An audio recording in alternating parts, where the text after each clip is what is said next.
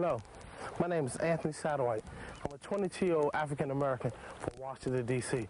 I'm here now at the Gulf of Mexico. Now I know you're wondering, well, how did I get to the Gulf of Mexico? Well, I'll tell you. I'm with a program, the Earth Conservation Corps, which allows me to be in nature, and to see nature, and to feel nature. I've learned a lot with the Earth Conservation Corps, and I will tell you the story from the beginning as you witness the sights and sounds of the Earth Conservation Corps.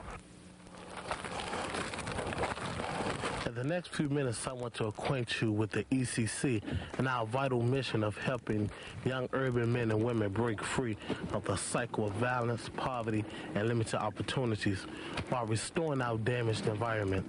Man, you ain't been on this island in a while, have you? Oh, man. You can get the boats going out, too. In the process, we hope to enlist you in our cause.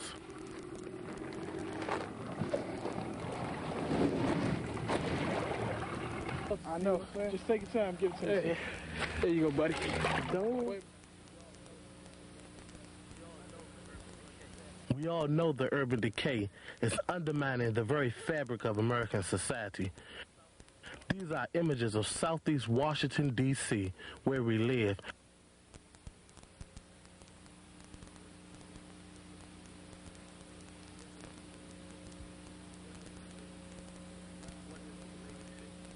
What is the relationship between environmental restoration and these grim images?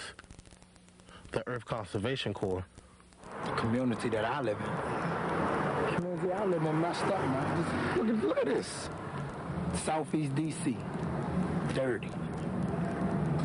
So what could we do as the people who live around here and be around here make it better?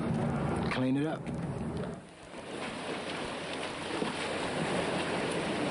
We've now become proactive environmentalists. The ECC is a Washington, D.C. based nonprofit organization which works with community leaders in at-risk neighborhoods. They help recruit young adults interested in a volunteer program that pays a small stipend and earns a scholarship for restoring endangered habitats. I don't know about y'all. No food. You tired?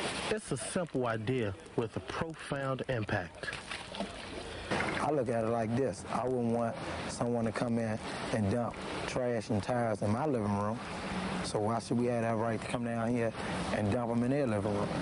You know, fish, snakes, birds come through here, etc. They call the space their own. We have no right to destroy it. Get that shit up out of here. We had volunteered for the enormous challenge of trying to reclaim Lower Beaver Dam Creek. For decades, this peaceful 4-mile tributary of the Anacostia River was used as a dump site for thousands of tires and tons of trash. I like outdoors anyway, and I can't stand to see a place, you know, that I think that looks so pretty, that looks so bad. And it's just a whole lot of stuff out here that I've never seen, I never thought would be in a creek. And I, myself, do not like it. I would rather for this creek to be nice and pretty like I see Rock Creek Park and all the rest of them. And I don't see why anybody would have the destiny to throw all these tires down here and trash. We see car parts, we see everything down here. And it's nasty and it's dirty and it doesn't make any sense.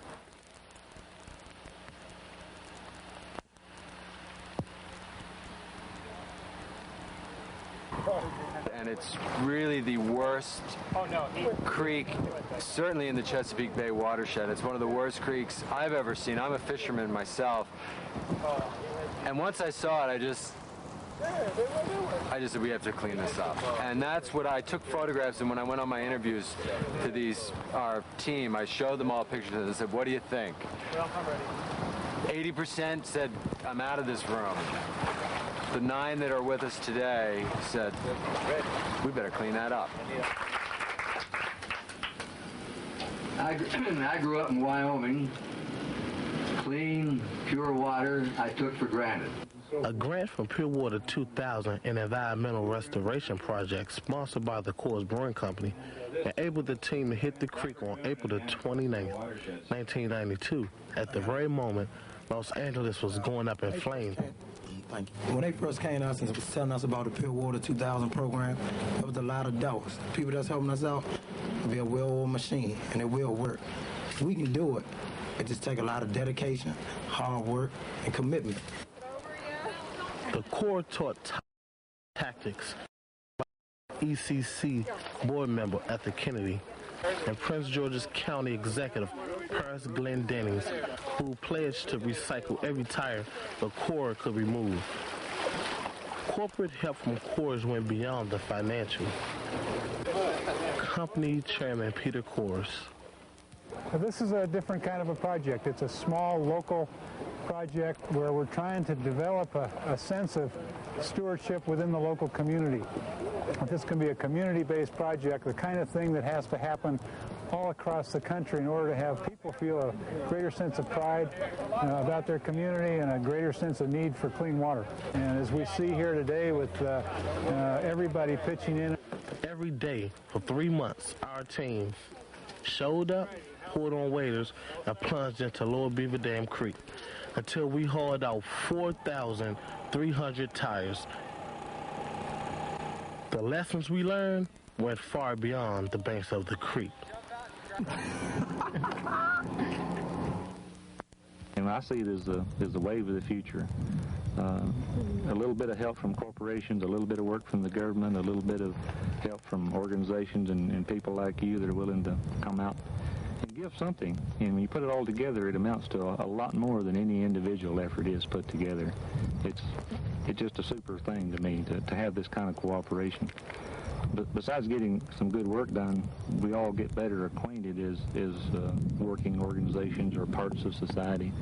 And we find out we don't have as many conflicts as we sometimes thought we did. It forces us to communicate, and communication kind of forces us to all get along a lot better and solve a lot of our problems.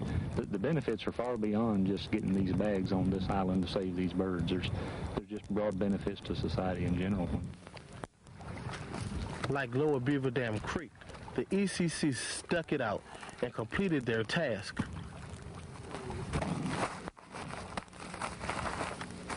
And I'm proud of myself and all the young black youth that joined this program. Certain people said that the program couldn't be done, but we made it happen, and I'm proud of it. A very positive group. I mean, it allows young adults to see other things, experience other things. Like now, I never thought I'd be at the Gulf of Mexico, you know. 40s. Pulling 40-weight bags. But it's for a good cause. And now I feel as though I can make a difference, and I'll make that difference. And, you know, each one teach one, you know, that's what it's all about. We come a long way with each other. We had attitude problems towards each other. That's going to be still a lot to come, you know, but we still like family. They like brothers that I never had, you know. That's the way I see it.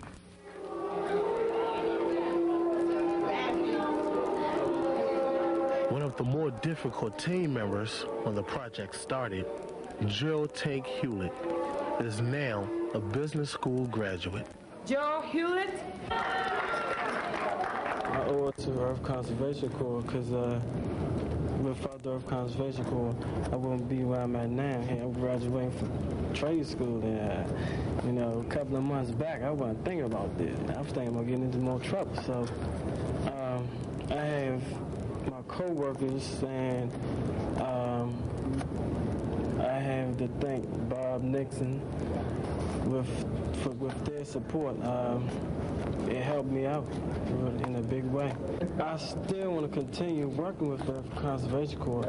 I also want to still further my education. The need is out of balance with the resources.